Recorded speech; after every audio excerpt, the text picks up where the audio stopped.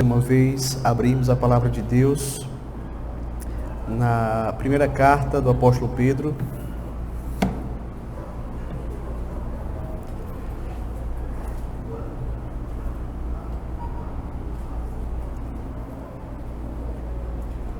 Primeira Pedro, capítulo de número 1, versículo de número 2.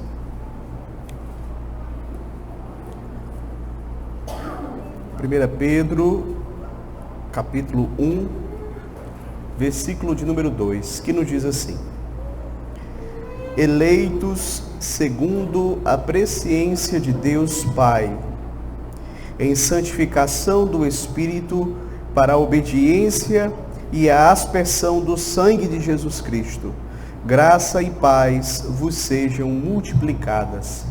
Até aqui, queridos, a leitura da palavra do Senhor, nosso Deus. Meus irmãos, na semana passada, aprendemos que nós somos forasteiros aqui nesta terra. E por conta desta realidade, pode acontecer de nós nos sentirmos um tanto quanto sozinhos, desamparados, esquecidos aqui neste mundo. Mas Pedro começa a sua carta nos lembrando, queridos, que nós não estamos sozinhos.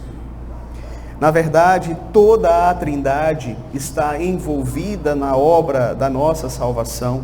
Toda a Trindade tem essa missão de nos levar de volta para o nosso lar, para a nossa pátria celestial. O apóstolo Pedro, ele escreve esta carta a cristãos que, por conta da perseguição que aconteceu ali na Judéia, eles estavam espalhados por toda a Ásia Menor. Pedro começa a sua carta se dirigindo a eles como forasteiros. Então, um forasteiro, como nós aprendemos na semana passada, é alguém que vive durante um tempo em uma terra estrangeira, mas anseia voltar para a terra natal. Como nós vimos na semana passada, todo cristão, ele é um forasteiro neste mundo, pois ele vive neste mundo, mas ele não pertence a ele. Uma vez que nós nascemos de novo, nós ganhamos uma cidadania celestial. Por isso nós aqui peregrinamos e neste mundo nós caminhamos ansiando o dia em que nós retornaremos para o nosso verdadeiro lar, para a cidade celestial, cujo arquiteto e o edificador é o nosso Deus. Então, queridos, hoje nós vamos olhar apenas para esse versículo de número 2, no qual nós vamos perceber que o apóstolo Pedro, ele vai abordar as bênçãos da Trindade na vida dos forasteiros. Ele vai abordar as bênçãos da Trindade na vida dos forasteiros. Essas bênçãos são trinitárias, isto é, são bênçãos do Deus Trino, Pai, Filho e Espírito Santo. Do Pai nós vamos aprender que fomos eleitos, do Espírito que nós somos santificados e do Filho que nós recebemos a obediência e a aspersão do sangue dele. Então essas bênçãos trinitárias, queridos, são coisas muito preciosas, que vale a pena nós aprendermos acerca delas, que vale a pena nós, hoje à noite, meditarmos nelas. Vamos à primeira. Os forasteiros são eleitos de Deus Pai. Veja que a eleição dos forasteiros vem de Deus Pai. Verso 2. Eleitos segundo a presciência de Deus Pai.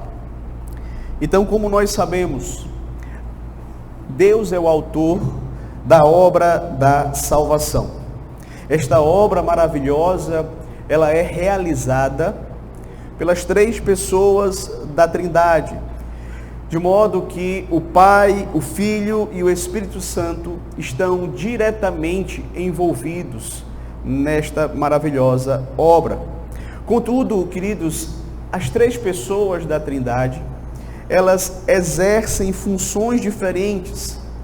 Há uma distinção no que cada uma das pessoas realiza na nossa salvação. Por esta razão, nós vamos perceber em vários lugares nas Sagradas Escrituras, sendo atribuído ao Pai a eleição. Inclusive, nesse texto aqui, eleitos segundo a presciência de Deus Pai.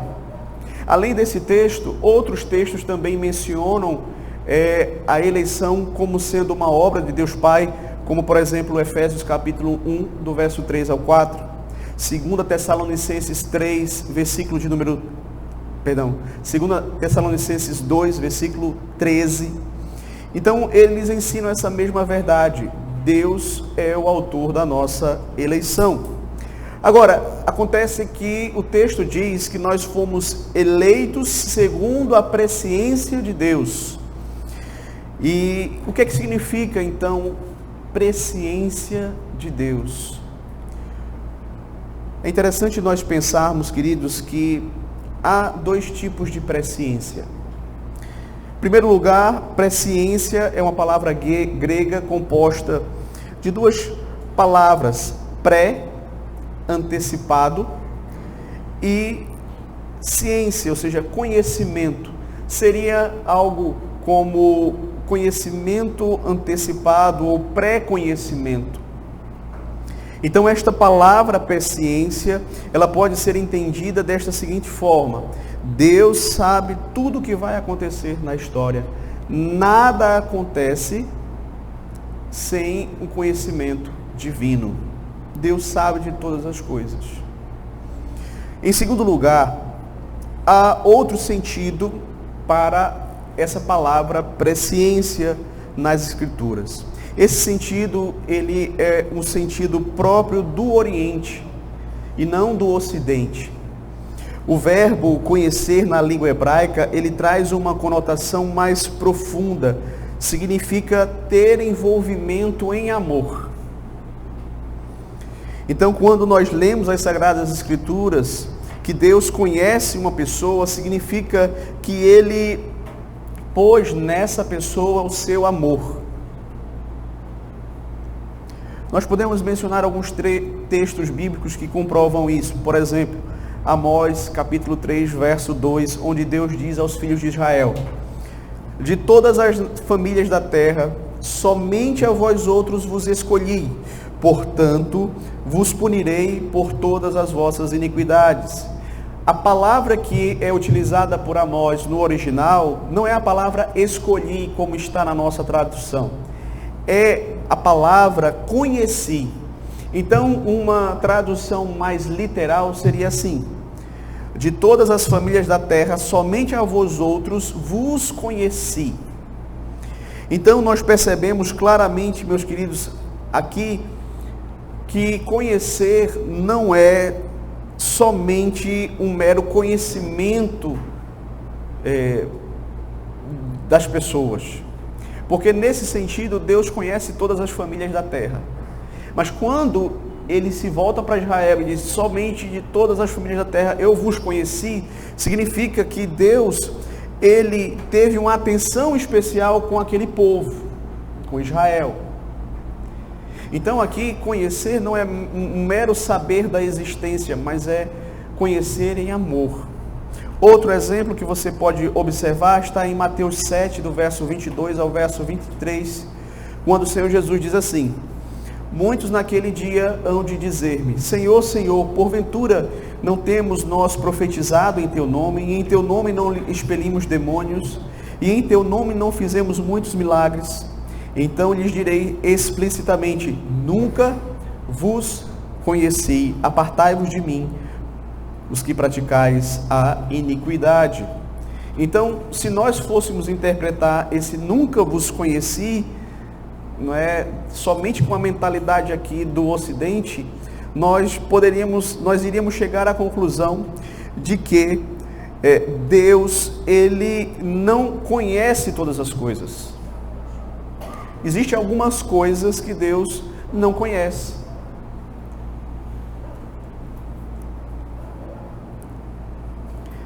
Então, o verbo conhecer aqui também não pode ser interpretado nesse sentido de onisciência, porque não vai fazer nenhum sentido. Nada do que aquelas pessoas faziam era oculto aos olhos de Deus. Deus sabia sim, não somente da existência daquelas pessoas e também daquilo que elas praticavam.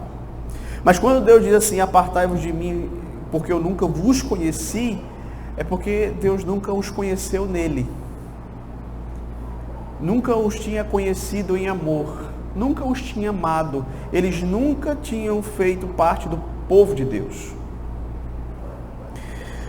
Outro texto que é muito mal entendido é Romanos capítulo 8, verso 29, quando é dito assim: e aos que de antemão conheceu, também os predestinou para serem conforme a imagem de seu Filho.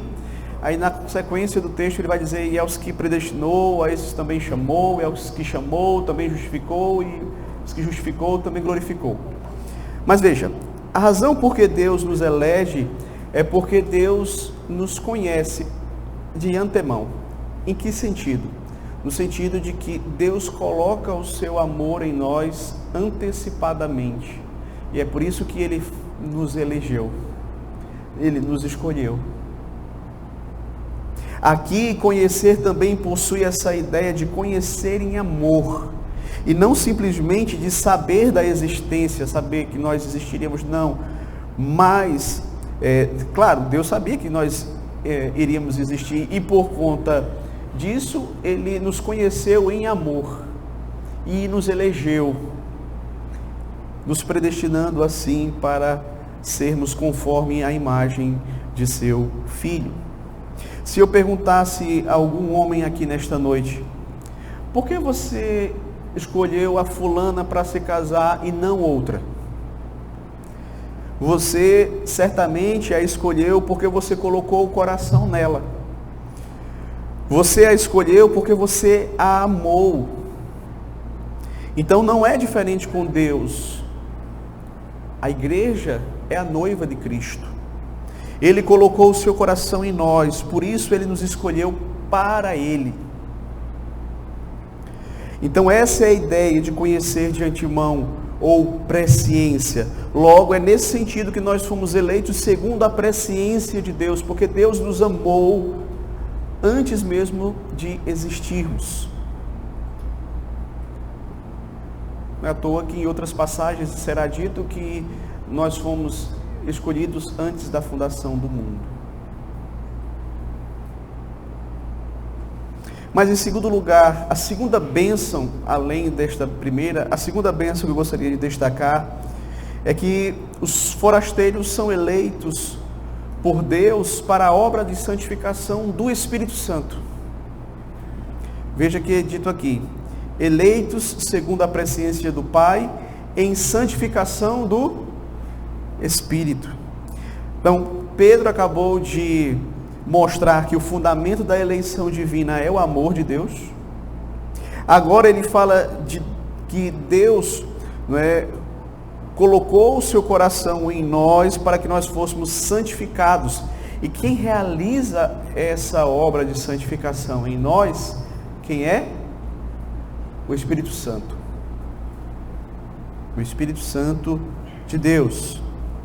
Agora, o que é que significa a santificação do Espírito? É importante nós entendermos isso. O que é a santificação do Espírito?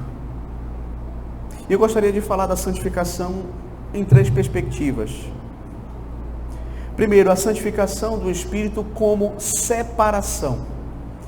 Ou seja, a santificação é vista como algo que é separado.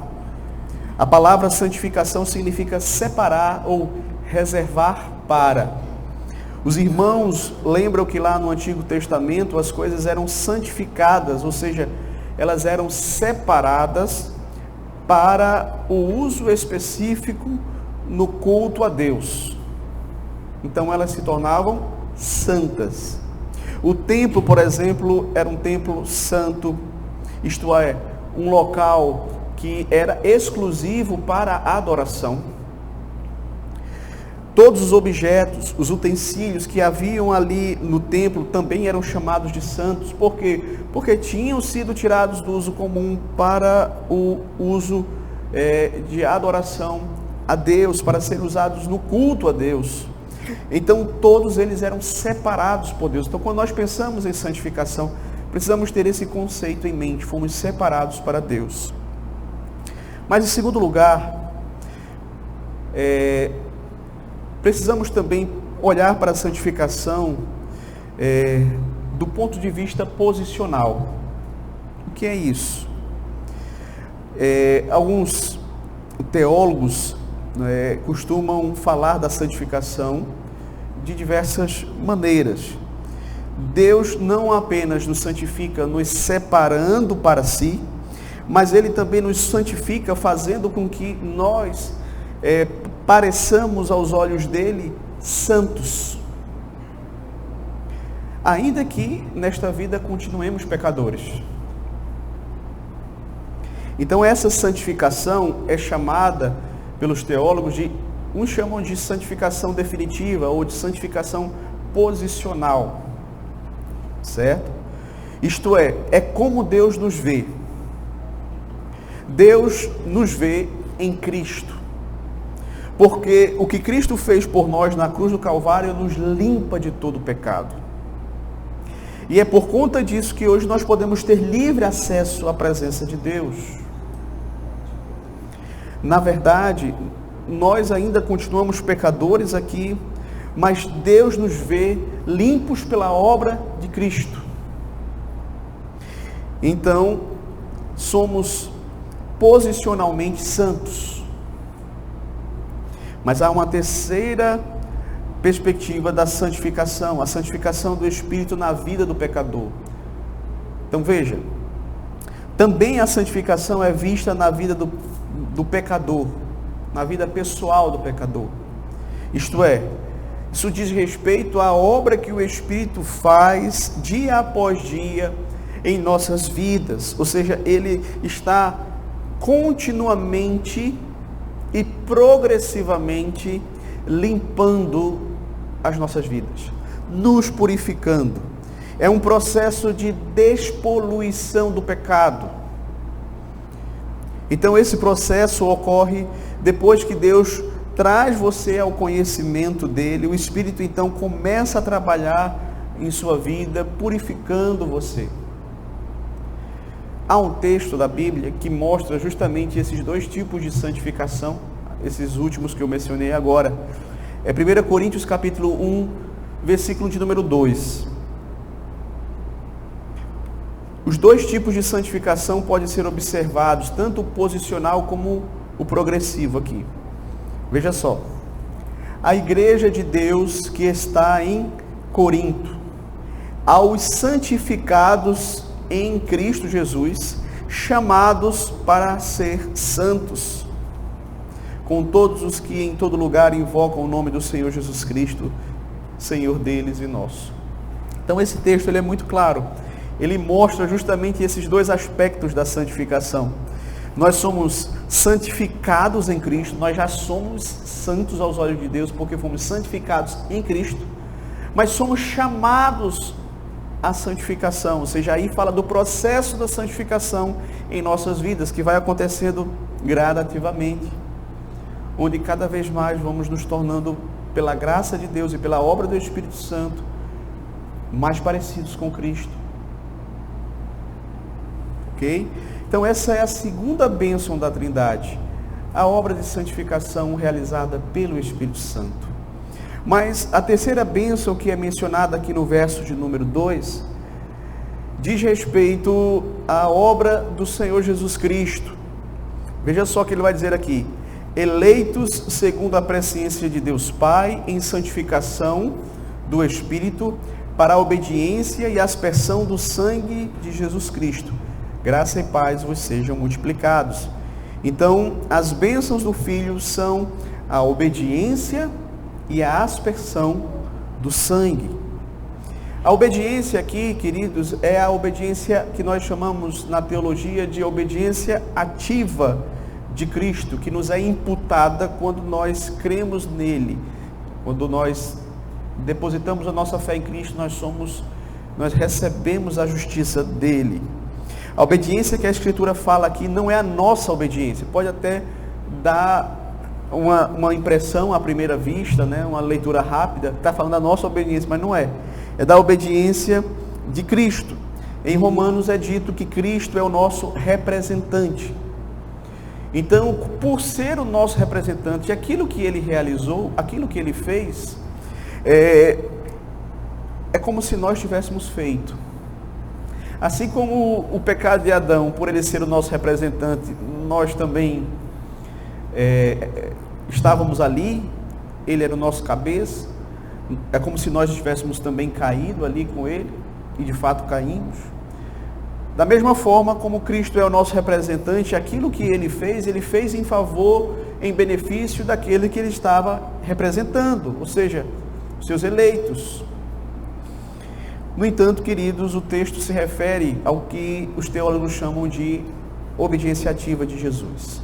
Isto é, Jesus obedeceu a todos os preceitos de Deus, a toda a lei, ele cumpriu a lei.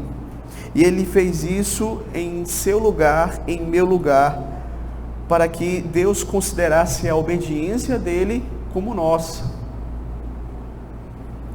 E o texto fala que Deus nos escolheu para a obediência que é a obediência do Senhor Jesus Cristo, a fim de que então, por meio desta obediência, pudéssemos ter vida eterna. Mas o texto também fala da obediência passiva de Cristo ao mencionar aqui a aspersão do sangue. Porque Cristo não apenas cumpriu a lei perfeitamente em nosso lugar, mas ele também se colocou debaixo da punição da lei em nosso lugar. Certo? Então, Pedro fala aqui os eleitos para a aspersão do sangue. Então a gente chama isto de obediência passiva. O sangue de Cristo foi aspergido sobre nós. Então Deus nos elegeu para que estejamos debaixo do sangue de Cristo, para que nós fôssemos alvos da obra redentora do Senhor Jesus Cristo, que viria para nos purificar de todo o pecado. Ele derramou seu sangue por nós. O sacrifício que nos traz a paz estava sobre ele. Ele pagou a nossa conta. O escrito de dívida que havia contra nós e que constava de ordenanças as quais nós nunca cumprimos, ele já removeu, já rasgou e já cravou na cruz. E Pedro termina aqui o versículo dizendo assim: graça e paz vos sejam multiplicados. A graça e a paz são duas expressões de saudação. Costumeiramente nós lemos nas cartas do apóstolo Paulo, ele usando graça e paz. Pedro diz que a graça e a paz vos sejam multiplicadas. E de fato, meus queridos, nós necessitamos a multiplicação dessas bênçãos em nossas vidas, para que sejamos forasteiros aqui neste mundo, mas forasteiros que não vivem de acordo com os padrões deste mundo, de acordo com os padrões de Deus e para a glória de Deus. Ok? Caminhando agora para as aplicações. Veja, Deus, ele nos amou antes da fundação do mundo. Ele não nos amou por causa de algum mérito que ele tenha visto em nós. Não foi porque ele viu lá na eternidade que nós iríamos crer. Não. Ele simplesmente nos viu e nos amou. E por isso nos escolheu. Então, saber disso, meus queridos, deveria trazer uma segurança ao nosso coração. Saber disso deveria nos libertar dessa busca constante que nós temos por aprovação dos outros.